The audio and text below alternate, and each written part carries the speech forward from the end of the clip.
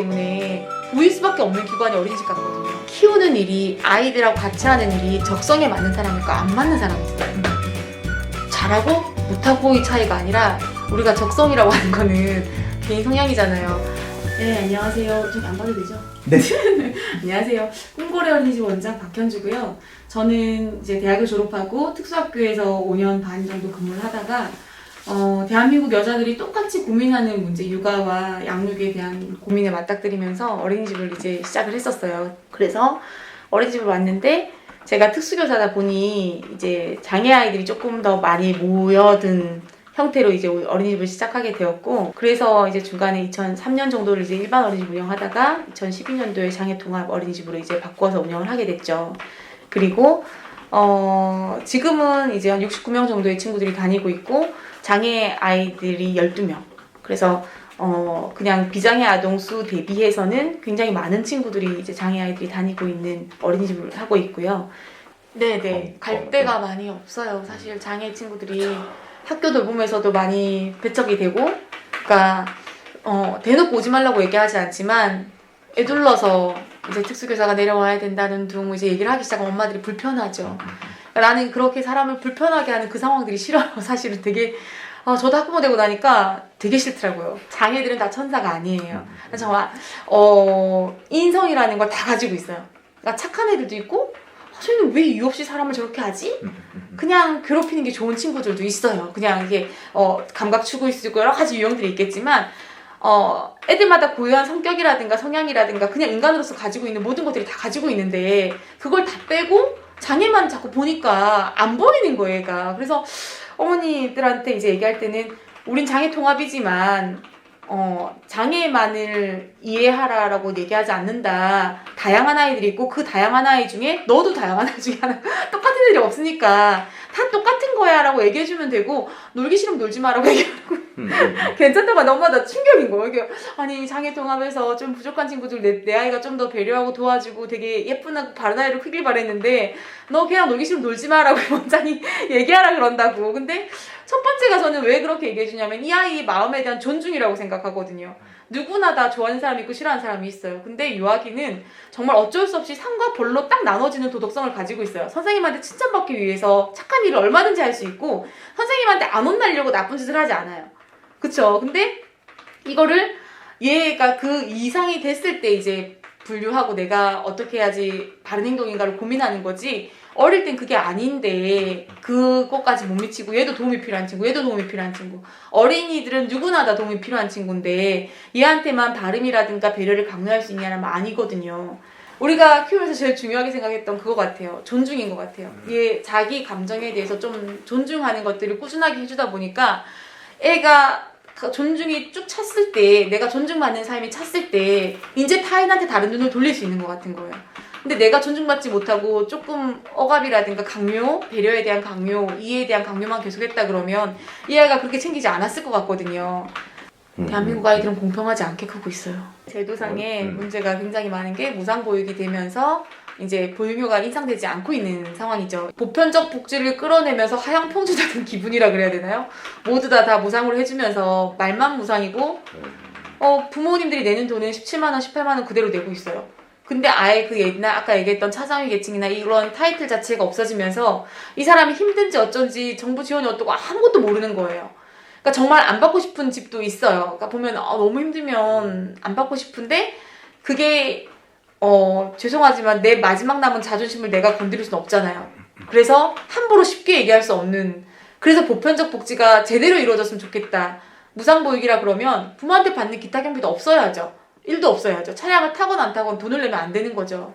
근데 지금 구조는 무상보육을 100% 해줄 수 없으니 부모한테 받아라. 대신에 보육료는 내가 내는 걸로 생색을 낼게. 저는 이 느낌이 되게 크거든요. 무상보육이 되고 장애 영유아는 의무교육이에요. 들어보지 못했겠지만 장애 영유아는 의무교육으로 교육권을 보장받아야 돼요. 아무도 보장해주지 않아요. 장애가 있건 없건 간에 나는 의무교육이라 그러면 데이터가 나와야 되잖아요. 그런 것들도 아직 너무 많이 부족하고 의무교육임에도 불구하고 유치원에서는 자리가 없어요. 한마디면 끝나는 상황. 0에서 2세까지는 장애도 교육부에서는 무상교육이라고 얘기를 하고 3에서 5세까지 의무라고 얘기를 해요. 그런데 무상이라고 얘기를 했으면 교육부에 영아지원센터가 있어야 되잖아요. 없어요. 그러니까 이게 너무 법만 너무 앞서가고 현장에서 예산이라든가 아무것도 되지 않은 상황이 지금 유아 특수교육판인 것 같아 보이거든요. 무상교육이라고 정의를 내렸으면 그럼 조기교육실이라든가 뭔가 있어야 될 거 아니에요. 병원 내 학교라든가 어떤 지원이 있어야 될 거 아니에요. 없어요. 0에서 2세 아이들이 어린이집에서 그냥 밀어 넣어서 견디는 수밖에 없는 구조인 거예요. 되게 많이 반대를 해요. 어린이집에서 보육을 하는 것 자체를 반대를 해요. 물론 나도 저렇게 많이 배운 유특교사들이 얘네들 다 끌고 가는 거 좋아해요. 그런데 나는 기본적으로 뭐냐면 아이들이 내 바로 앞에 있는 어린이집 다니겠다? 내 저기 차 타고 한참 가서 유치원에 가겠다? 뭐 이런 선택권에 대해서 난 부모가 가져야 된다고 생각해요. 보내고 싶으면 보내는 게 맞는 거고 유치원 보내주면 보내는 거고 어린이집 보내면 보내는 거예요. 그러면 지원만 해주면 돼요. 내가 선택을 했으면 거기에 따라서 그럼 어떻게 도와줄까? 교육부에서 어떻게 도와줄까? 보건복지부에서 그럼 어떻게 도와줄까? 특수교사 해줄까? 뭘 해줄까? 그 고민만 하면 되는데 왜 애들을 받으라 말아를 자기네들이 정해가지고 애들 권리도 아니고 부모 권리도 아니고 왜 이걸 가지고 토론을 하고 있고 얘기를 하고 있는지를 모르겠는 거예요. 인건비가 지원이 돼요. 그러니까 특수교사들 같은 경우에는 인건비가 지원되고 시마다 되게 많이 차이가 많이 커요. 근데 되게 답답한 거는 통합이 잘 되려면 옆에서 비장애 아이를 가르치는 선생님과 이 선생님이 차이가 없어야 된다고 저는 생각을 해요. 월급이나 이런 데서. 근데 이 사람은 3명을 가르치는데 나보다 월급이 한 50, 60 더 많고 나는 이 아이 3명보다 더 많은 한 20명을 가르치고 있는데 그 중에 한두 명이 또 섞여 있어. 그런데 내 월급은 이 사람보다 한 50이 작아. 그러면 이 사람과 같은 교실에서 팀 협력이 잘 이루어질 것 같지 않아 보여요. 아이들을 가르치는 일은 동등해야 된다고 생각해요. 그래서 내가 이 갭이 벌어지면 벌어질수록 통합교육이 질적으로 마음으로 잘 이루어지지 않겠다. 모든 교사들의 급여가 똑같았으면 좋겠다. 라고 저는 생각을 해요. 공립은 그렇게 가고 있는데도 불구하고 경력교사를 뽑을 수 없는 이유는 이제 호봉의 80%만 지원이 돼요. 시립 같은 경우도. 나머지 20%는 운영비로 해야 되니까 보통 이제 10년 넘어가면 안 뽑죠. 유치원연합회나 지역아동 이게 조금 되게 슬픈 게 보육하고 이게 어린이집하고 일원화되지 않은 구조로 가고 있잖아요. 그러면서 0에서 7세까지 다 받으려고 하고 있고 우리도 다 받으려고 하고 있고 이거를 아예 일본처럼 이원화시키거나 우린 영화만 받을게 너희들 유아받아 라고 나누거나 뭔가 돼야 되는데 절대 놓지 않죠. 두 영역 전부 다. 그러다 보니까 이렇게 피 흘리고 있는 상황인 것 같다 보이고 제가 볼 때는 조금 구분이 조금 국가에서 조금 확실하게 좀 뭔가 그어져도 괜찮을 텐데 그게 안 되는 구조. 아이들은 마을에서 키워야 된다고 생각을 해요. 지역 자원을 잘 활용하는 것만큼 답은 없는 것 같거든요. 마을 안에서도 애들이 살 수 있다는 거죠. 그냥 평범하게. 이 아이는 이놈 아저씨도 만나야 되고 특수교사처럼 잘 행동수정을 해주는 사람도 만나야 되고 자기가 좀 우습게 볼 만한 사람도 만나서 좀 풀어야 되고 제가 볼 때는 우리 사는 게 다 그렇잖아요. 우리도 강자이기도 하고 약자이기도 하고 항상 누구에 따른 이제 포지션이 다 다르게 살잖아요. 나는 그게 사는 것 같거든요. 얘네들한테도 다 전문가가 다 지원해줘야 될까? 아닌 것 같거든요. 일반 애들 대하듯이 누군가가 전부 다 일당백의 특수교사라 그러면 얘가 못 살 이유가 뭐가 있겠어요. 그래서 조금 더 보통의 사람들이, 그러니까 저는 사실은 전문 인력 굉장히 중요하지만 어차피 이 아이들이 살 세상이 비전부가들하고 살 세상이라 좀 다양한 사람들을 만났으면 좋겠거든요. 마을이 답이라고 생각하고 살고 있어요, 지금은. 애들이 이제 조금 이제 오래 봐와야 눈에 익는다고. 난 장애인식이 별 대단한 게 아니라 못 봐서 그렇다고 생각하거든요. 볼 일이 별로 없잖아요. 발달장애인들을 겪을 일도 별로 없고 내가 마주할 일도 없지만 우리 슈퍼 아저씨는 지금 10년째 발달장애인들을 보고 있고 그러고 쟤네들 원래 저래라고 생각하고 지나가는 분들이 많이 생기면 생길수록 걱정도 해주고 때로 혼내기도 하고 그냥 그런 자원들이 많으면 얘네들이 그냥 쉽게 죽지 않을 것 같거든요. 쉽게 불행해지지도 않을 것이고 자기 역할을 좀 찾아가지 않을까 생각을 해요. 별게 없는 것 같아요. 그냥 사람처럼 대해주면 되는 거? 어렵지 않은데 너무 어렵게 생각하는 것 같아요. 나는 어린이집이 되게 굉장히 좋은 자원이라고 생각을 하거든요. 그러니까 이만큼 보육을 잘할 수 있는 데도 없고 애들 안정감을 느낄 수 있는 환경도 나는 없는 것 같아요. 여기는 집이기 때문에 보일 수밖에 없는 기관이 어린이집 같거든요. 이렇게 오랜 시간 아이들 만나고 오랜 세월 동안 부모를 3년 정도를 같이 하면서 다른 학교랑은 또 다른 것 같아요. 학교에는 부모를 볼 일이 별로 없고 여기는 항상 부딪히잖아요. 차량을 데리고 가건 오건 간에.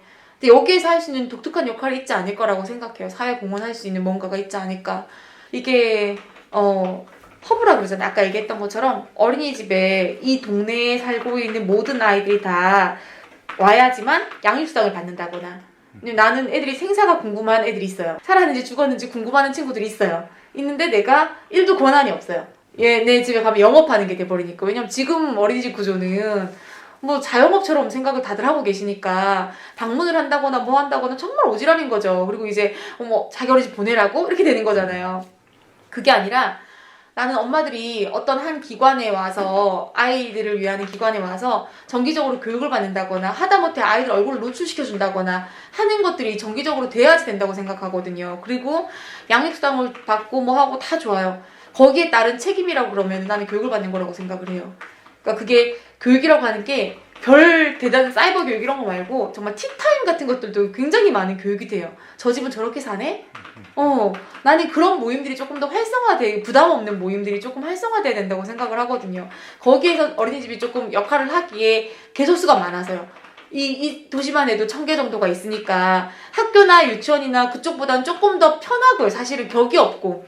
그래서 이런 게 어린이집도 사실은 더 건강하게 해줄 거고, 왜냐면 어린이집은 좀 열려야 돼요. 좀 많이 부모한테 개방이 돼야 되고 누구나 쉽게 들어오는 기관이 돼야 되고 그래, 그런 의미에서 나는 그런 센터가 됐으면 좋겠는 거예요. 거점으로. 그러니까 선택은 부모가 하겠지만 어쨌든 교육을 받거나 어린이집 이런 곳이구나를 좀 알 수 있는 사전 단계가 필요한 것 같아요. 근데 똑같은 것 같아요. 유아기 때 얘가 장애가 있어가지고 미술치료나 이런 치료가 필요한 것도 있는가 하면은 아이들마다 정서가 그냥 불안한 애들도 있고 부모가 이혼했거나 한부모거나 여러 가지 유형들이 굉장히 다양하게 있어요. 그러니까 언니랑 관계가 안 좋거나 여러 가지 문제들도 여러 가지가 있는데 이거를 얘는 장애니까 뭐 미술치료를 해주고 얘는 아니니까 빼고 이것 말고 모든 서비스들 애들이 받을 수 있게끔 하고 선택권을 아이들이랑 같이 그냥 부모한테 줬으면 좋겠어요. 왜냐면 일부러 아무 문제 없는데 뭔가를 시킬 부모는 없거든요. 저는 그렇게 생각해요. 근데 그거를 제 레벨을 나누고 뭔가를 하는 것 자체가 바람직하지 않지 않나? 라는 생각. 그리고 똑같이 장애와 장애 부모뿐만이 아니라 이 가족이 전반적인 지원을 받아야 되는데 형제 자매들 같은 경우에는 또 하나의 섬이 돼버리거든요.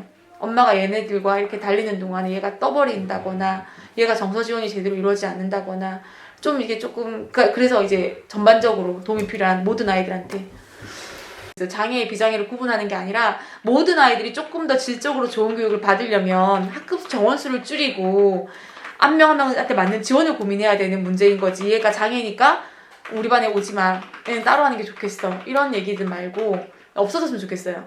그리고 특수교사도 일반 애들을 가르칠 수 있어야 되고 일반 교사도 장애 아이들을 가르칠 수 있는 교사 역량은 누구나 꿈꾸는 교사의 역량이지 않을까라고 생각하거든요.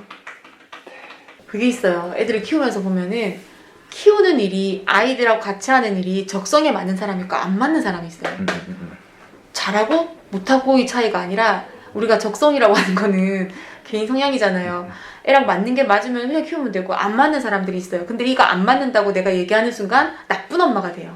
되게 나쁘잖아요. 나쁜 부모가 돼요. 나는 애랑 있는 게 너무 힘들고 지쳐라고 얘기하면은 사람들이 잘 들어준 사람보다 왜 모성애는 타고나는 거야? 모성애는 누가 타고난다 그래요? 아니거든요. 없는 사람들도 있어요. 근데 그거에 대해서 존중받지 못하니까 저렇게 음지로 가서 아동학대가 일어나는 건 아닐까라고 생각을 해요. 힘들다고 왜 얘기를 안 해봤겠어요? 했는데 들어주는 사람이 없다고 난 생각을 하거든요. 세상에는 적성이 안 맞는 엄마들도 있고 이 엄마가 나쁜 건 아니야. 왜냐면 애가 태어나는 순간 나도 엄마로 1살밖에 안 됐거든요. 그래서 그냥 1살짜리 엄마인 거야. 난 엄마 인생 천태잖아요. 돌쟁이만큼밖에 못해. 미숙함이 당연한 거고 못하는 게 당연한 건데 세상 사람들의 기준은 다 이렇게 애 낳아본 엄마들이 비난한 건 거잖아. 근데 올챙이 저씨를 모른다고 내가 힘든 거는 까먹고 그냥 그렇게 얘기하는 거야. 내가 얼만큼 힘들었는데 너 이 정도는 참아야지라고 자꾸 얘기하고 있는 사회 분위기가 저는 되게 불편하거든요. 애들을 키우면서 답답하거나 어떤 문제가 생겼을 때 나를 욕하지 않고 그냥 수용해줄 누군가만 있어도 그렇게까지 가지 않을 거라는 거예요.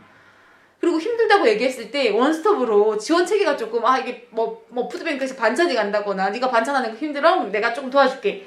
이렇게 가진다 그러면 문제가 없다라는 거죠. 그런 것들이 안 이상했으면 좋겠는 거죠. 지원하는 것 자체가 네가 못해서 하는 게 아니라 전부 다 하는 거야. 이렇게 됐으면 좋겠어요.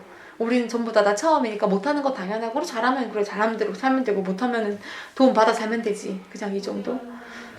힘든 일이니까 예산이 많이 없나요 우리나라는?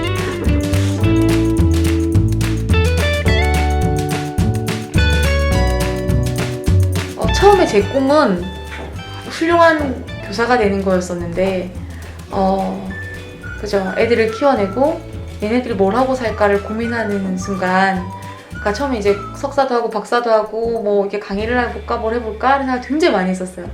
근데 그러는 사람들은 굉장히 많더라고요. 마을에서 그냥 살아가는 사람들은 많이 없는 것 같은 거예요. 정말 생각이 많고 많이, 그러니까 제가 어린이집 못 버리는 것도 여기에도 삶이 있더라고요. 애들마다. 그리고 여기에서 내 역할이 있고, 그래서 그런 사람들이 좀 많아졌으면 좋겠어요. 마을 활동가들이라고 해야 되나요? 그래서 그냥 소소한 삶을 사랑하는 사람들이 좀 많아지면 소소하게 사는 모든 이들이 행복해질 것 같은 생각.